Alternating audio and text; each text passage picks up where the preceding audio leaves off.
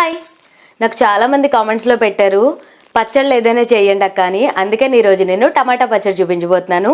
దానికోసం కడాయిలో కొద్దిగా ఆయిల్ వేసుకోవాలి. దానిలో 1 స్పూన్ శనగపప్పు, 1 స్పూన్ మినపప్పు, 1/2 స్పూన్ మెంతులు. ఇవి కొద్దిగా ఎర్రగా వచ్చిన తర్వాత ఎండుమిర్చి. ఇవి వేగిపోయాయి కదా, వీటిని మిక్సీ జార్లోకి తీసుకుని చల్లారాక పొడి చేసుకోవాలి. ఇప్పుడు ఇదే నూనెలో పెద్దగా తరుక్కున్న టమాటా ముక్కలు వేసుకోవాలి. దానిలోనే కొద్దిగా చింతపండు, చాలా తక్కువగా, అలాగే కొంచెం పంచదార, అలాగే రుచికి సరిపోయేంత ఉప్పు వేసి ఈ టమాటా ముక్కల్ని బాగా మెత్తగా అయ్యేంత వరకు మగ్గించుకోవాలి. ఇక్కడ నేను ఎండుమిర్చి ఒకటే వేస్తున్నాను, పచ్చిమిర్చి ఏం వేయట్లేదు. ఒకవేళ మీకు పచ్చిమిర్చి టేస్ట్ కావాలి అనుకుంటే ఎండుమిర్చి తగ్గించి ఎండుమిర్చి పచ్చిమిర్చి కూడా వేసుకోండి.